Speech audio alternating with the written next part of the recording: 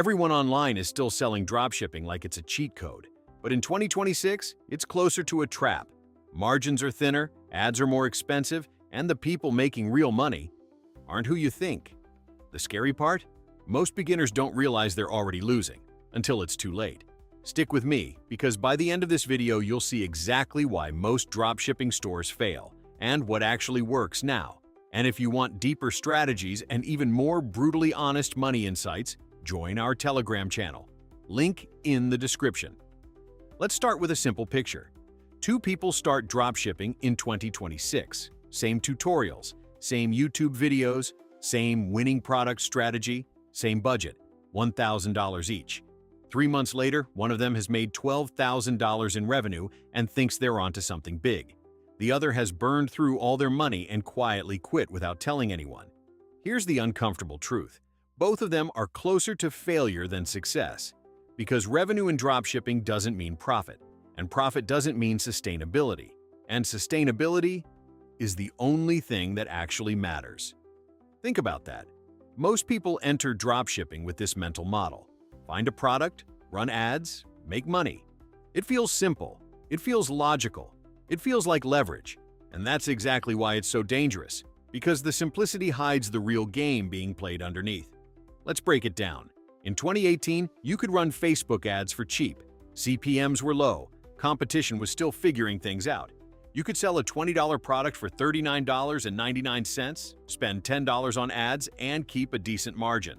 Not amazing, but enough to scale, enough to believe you'd found something. Fast forward to 2026. That same product?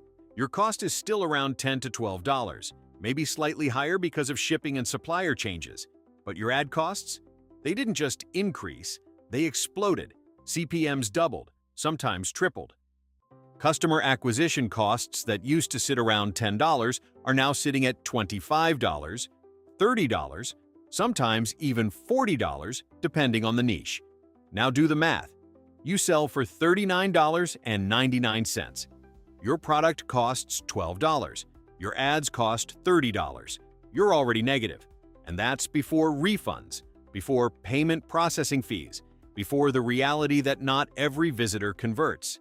This is the part nobody shows you in tutorials, because tutorials sell the idea of possibility, not the reality of margins.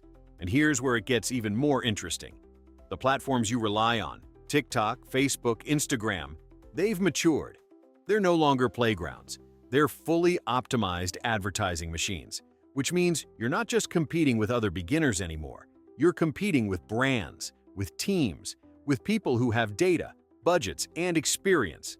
You're entering a game where the average player is now much stronger than they were 5 years ago, and you're starting from zero. That gap is where most people lose. Now let's talk about the psychology for a second, because this is where things really fall apart. When someone launches their first store, they don't think in terms of systems. They think in terms of outcomes. I just need one winning product. That's the belief. But what actually happens? They test product after product. Each test costs money. $50 here, $100 there, maybe $200 if they're serious. They get a few clicks, maybe even a couple of sales, and that's enough to hook them emotionally, because now it feels real. Now they're thinking, if I just find the right product, this will work. But what they don't realize is they're not testing products. They're testing their own tolerance for loss. And most people underestimate how much loss it takes before something works. Let me give you a realistic number. In 2026, finding a truly scalable product can easily cost $1,500 to $3,000 in testing.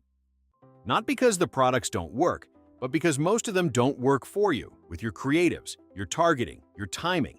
This is not a product problem, it's a system problem. And beginners don't have systems. They have hope. There's a big difference. Now here's another layer nobody talks about. Even if you find a winner, you don't own anything. Think about that. You don't own the product. You don't own the supplier. You don't own the customer relationship in a meaningful way. You're essentially renting everything. Your ads, rented from platforms. Your traffic, rented. Your fulfillment, controlled by someone else. One change, just one, and your entire business can collapse overnight. Ad account banned? You're done. Supplier delays? Refunds start stacking. Competitor copies your product, margins disappear. This is what makes dropshipping in 2026 fundamentally different from how it's marketed. It's not a business you build, it's a system you constantly fight to keep alive. And most people burn out before they figure that out. Let me tell you about someone I know. He started dropshipping with about $2,000. Did everything right. Watched the courses, followed the strategies, tested products consistently. After about 6 weeks, he found something that worked. Sales started coming in. First $100 day, then $300, then $700. He was convinced this was it. But then the problem started. Shipping times slipped from 7 days to 15. Customers started emailing. Refund requests increased. Chargebacks hit. His ad costs crept up as competitors noticed the same product. What started as a profitable store slowly turned into a stressful, unpredictable mess. By month 3, he had done over $25,000 in revenue. Sounds impressive, right? He walked away with less than $2,000 in actual profit, and a lot of headaches. That's the part nobody posts on Instagram, because screenshots show revenue, not reality. And this is where the real truth about dropshipping in 2026 begins to reveal itself. It's not that it doesn't work, it's that the version most people are chasing no longer exists. The easy arbitrage is gone. The gap between cost and price has been squeezed. The platforms have matured. The competition has leveled up. And the people still making serious money? They're not doing what beginners think they're doing.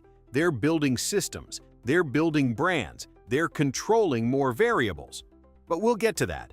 Because before you can understand what works, you need to fully understand why the old model is collapsing. Now here's where things get uncomfortable. Because most people watching this don't actually want the truth. They want confirmation that what they're already doing will eventually work. But dropshipping in 2026 doesn't reward effort the way you think it does. It rewards leverage, control, and timing. And beginners usually have none of those. Let me explain what that actually means in real life. Imagine you launch a store today. You pick a product, something trendy, maybe a gadget you saw going viral on TikTok. You build a clean-looking Shopify store, write decent product descriptions, maybe even use AI to make it sound professional. You launch ads.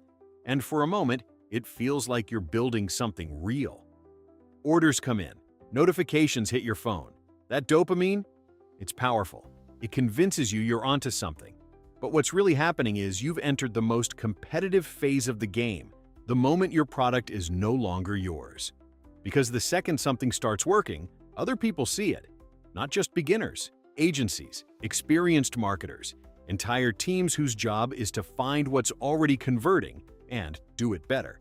They copy your product, improve the creatives, optimize the funnel, negotiate better supplier pricing, and outbid you on ads. You're playing checkers. They're playing chess. And they have more pieces. This is what people don't understand. Dropshipping is not about finding something new. It's about exploiting something before everyone else does. And that window? It's getting shorter every year. In 2019, you could write a winning product for months. In 2026, sometimes it lasts weeks, sometimes days. Think about that. You spend weeks testing, maybe thousands of dollars finding something that works. And by the time you scale it, the opportunity is already fading. That's not a business. That's a race you're already late to. And here's the deeper problem. Even when you win, you're building on unstable ground. Let's talk about platforms for a second. TikTok, Meta. They don't care about your business. They care about their revenue, which means their algorithm is constantly evolving to extract more money from advertisers. The better you get, the more you pay. It's like running on a treadmill that speeds up every time you start getting comfortable. Your cost per acquisition creeps up, your margins shrink, and you start doing what most people do. You try to compensate by scaling harder. More budget, more ads, more risk. But scaling doesn't fix a weak foundation. It amplifies it. If your margins are thin, scaling just means you lose money faster. I've seen people go from making $200 a day to losing $1,000 a day in less than a week because they thought scaling was the solution. It wasn't. It was the accelerator. And here's where the psychology kicks in again. When someone has a product that's working, they don't think clearly. They think emotionally. They think, I need to push this as far as possible before it dies. So they increase budgets aggressively. They stop testing properly. They ignore warning signs because now it's not just about money, it's about identity. They don't want to lose the feeling of being someone who figured it out. That's dangerous because the market doesn't care how you feel. It only responds to numbers, and numbers eventually tell the truth. Now let's zoom out for a second, because everything we've talked about so far, ads, products, competition, it's all surface level. The real issue with dropshipping in 2026 is structural. You're playing a game where you control almost nothing, and control is everything in business. Think about companies that actually build wealth. They control supply chains, they control branding, they control customer relationships, they build assets. Dropshipping, it gives you speed. But it takes away control, and speed without control is fragile. Let me give you an example. Imagine two people again. One is running a classic dropshipping store. The other is building a brand. Same product category, same starting point. The dropshipper focuses on quick wins, testing products, running ads, chasing trends. The brand builder does something slower. They pick one niche. They build a recognizable identity. They improve the product over time. They invest in better creatives, better customer experience, better retention. At first, the dropshipper looks like they're winning. Faster results, more immediate cash flow. But 6 months later, the brand builder has something the dropshipper doesn't. Repeat customers, organic traffic, higher margins, lower dependency on ads. They're not just selling products anymore. They're building trust. And trust is the only real leverage left in 2026. Because attention is expensive, but trust converts. Now here's the part that most people ignore.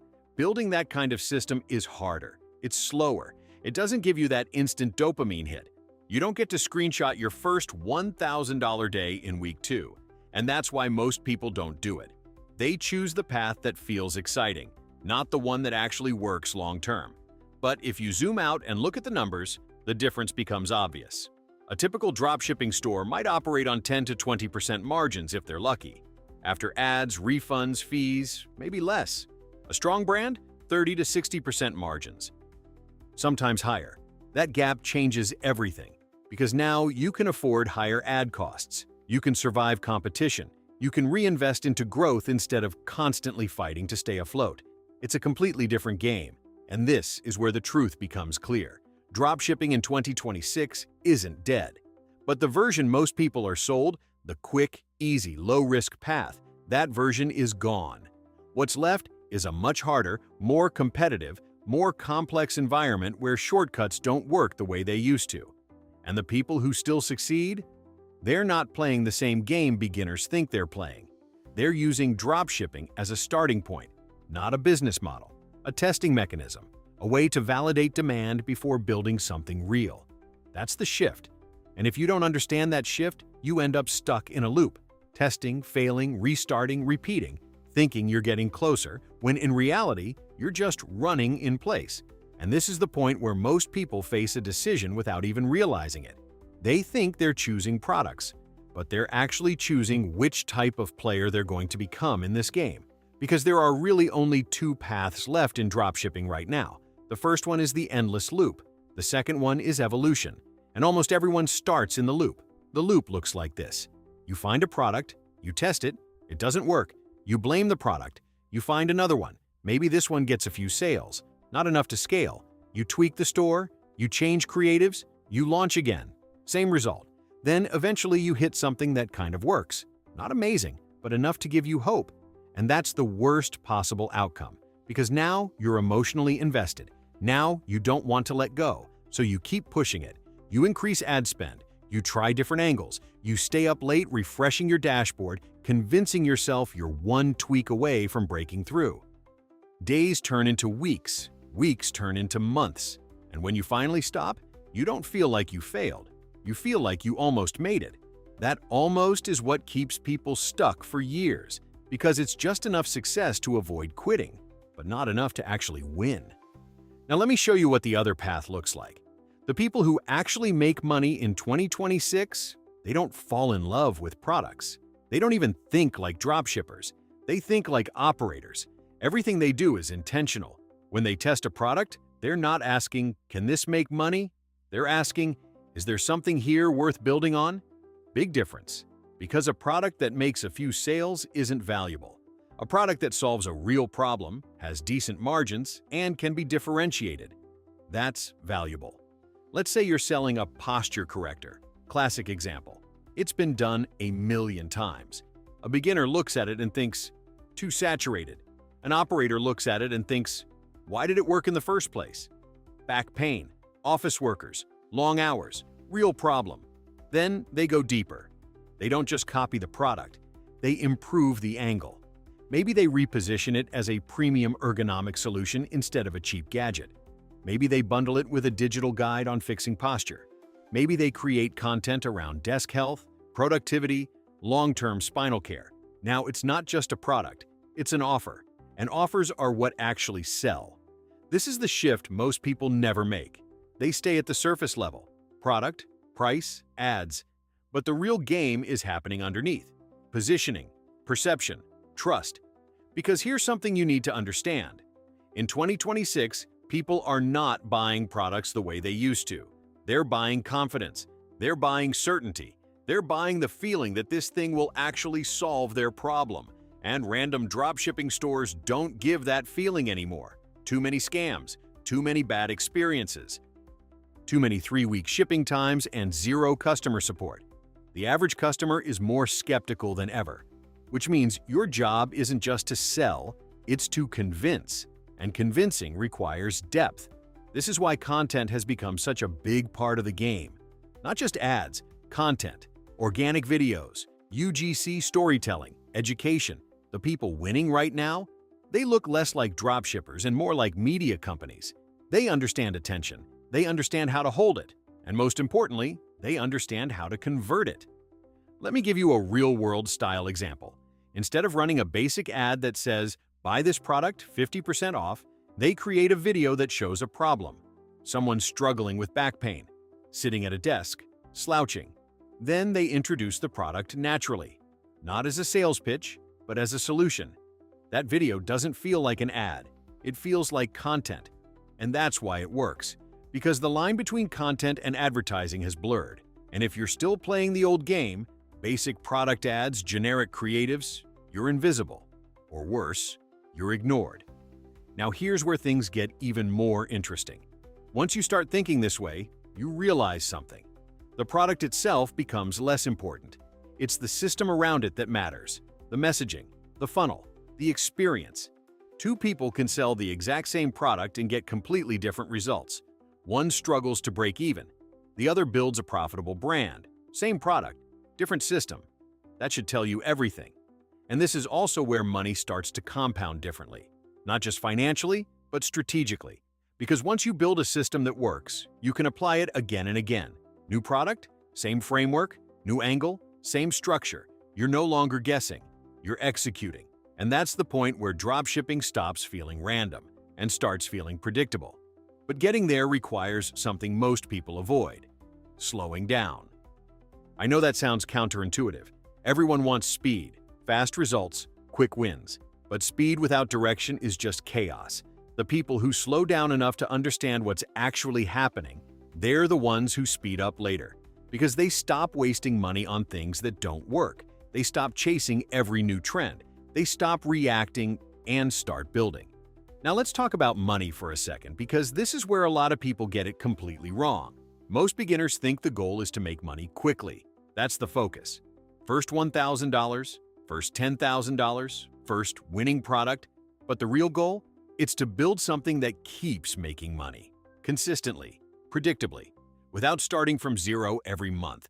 And dropshipping in its basic form doesn't give you that. It gives you spikes, highs and lows, one good week followed by 3 bad ones. And that instability, it wears people down, mentally and financially, because you never feel secure. You're always chasing the next win, always worried the current one will disappear, and eventually, most people burn out. Not because they're lazy, not because they're not smart, but because they're playing a game that's designed to reset constantly. That's exhausting. Now compare that to someone who transitions out of that loop, someone who takes what they learned from dropshipping and starts building something more stable. They focus on one niche. They build a brand identity. They improve their product. They create repeat customers. Their growth looks slower at first, but it compounds. And over time, that compounding becomes unstoppable because now they're not just relying on ads. They have email lists. They have returning buyers. They have content that keeps bringing in traffic. They have leverage. And leverage is what turns effort into results. This is the part most people miss when they look at successful stores. They see the revenue, they see the ads, they see the front end. But they don't see the system underneath. The retention, the back end, the infrastructure. That's where the real money is made.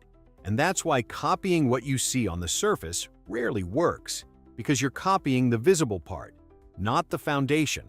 So when someone says, dropshipping is dead, what they really mean is this. The easy version is dead.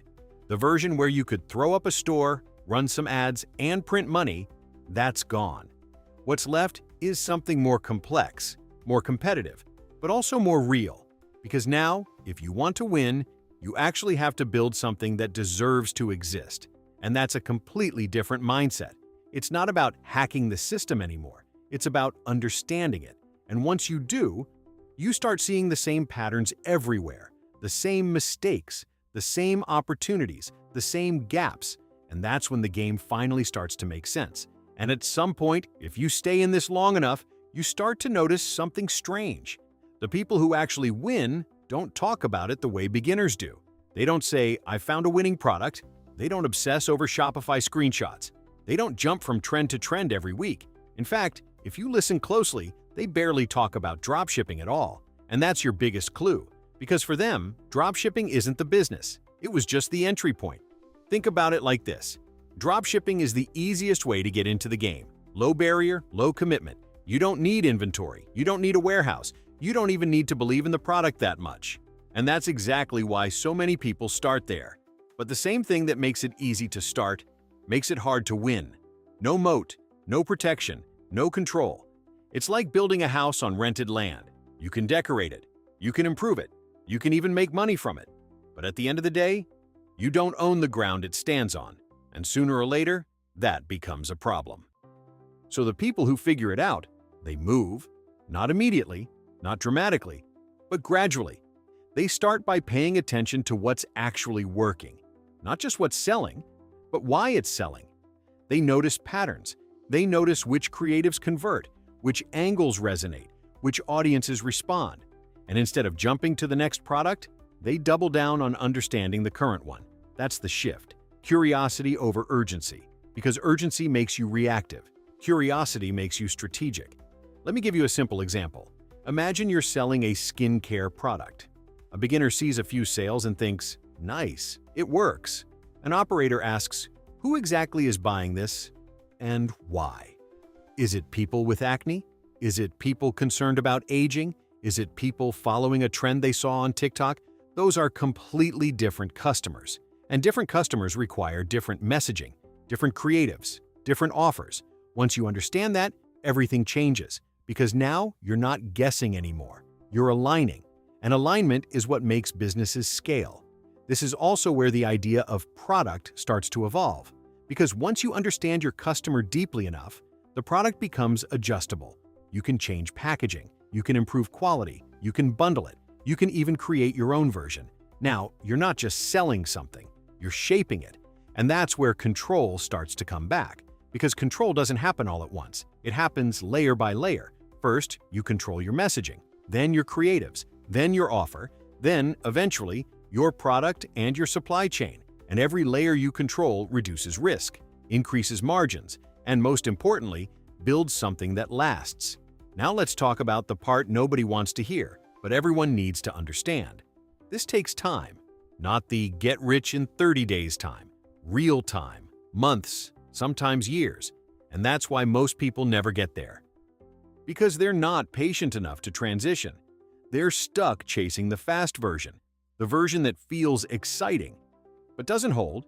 It's like trying to build muscle by constantly switching workouts every week. You never stick long enough to actually grow.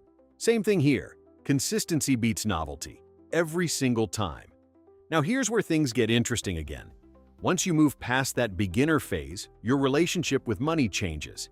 You stop thinking in terms of, how much did I make today? And start thinking in terms of, how strong is my system?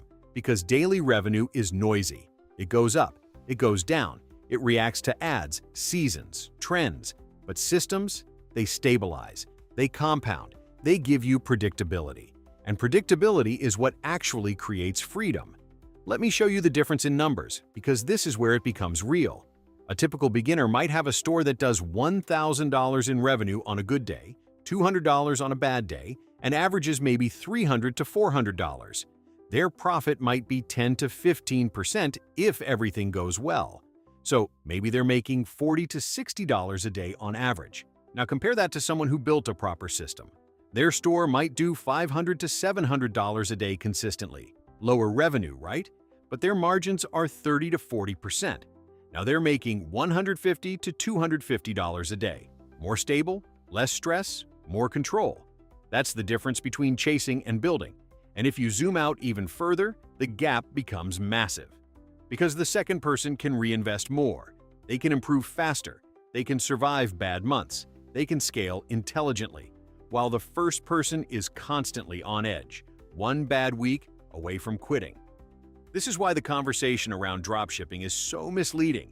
People focus on the top-line numbers, revenue, screenshots, big days, but they ignore the structure underneath. And the structure is everything, because it determines whether your business grows or resets. Now let's bring this back to you for a second. If you're thinking about dropshipping in 2026, or you're already doing it, here's the real question you need to ask yourself. Are you building something, or are you just testing things? Because testing is fine. In fact, it's necessary. But it's not the end goal. It's the beginning. And if you stay in that phase too long, you never transition. You never build. You just keep chasing. And chasing always feels productive, until you realize you've been running in circles. Now, I'm not saying you shouldn't start with dropshipping. You probably should. It's still one of the fastest ways to learn how e-commerce actually works. You learn ads, you learn funnels, you learn customer behavior. That experience is valuable, but only if you use it as a foundation, not a destination. Because the real opportunity isn't in selling random products. It's in understanding markets, understanding people, understanding systems. And once you understand those things, you can apply them anywhere. Different products, different niches, even different business models. That's when things really open up. Because now, you're not dependent on a single idea working. You're capable of making ideas work. And that's a completely different level. So when someone tells you dropshipping is dead, they're half right. The easy version is dead. The naive version is dead. The version where you could ignore fundamentals and still win, that's gone. But the deeper version, the one where you actually build something, that's very much alive. It's just harder. And honestly, that's a good thing. Because hard things filter people out. They remove the noise. They create space for those who are willing to think differently, to be patient, to go deeper. And if you're one of those people, then this isn't bad news. It's an opportunity. Because now you know the truth. Not the version that gets views, not the version that sells courses, the real version. And once you see it, you can't unsee it. You start noticing patterns everywhere. You start questioning things more. You stop falling for shortcuts. And you begin to play a different game. A slower game, a smarter game. A game where the goal isn't to win quickly, but to win sustainably. And in the long run, that's the only game that actually matters.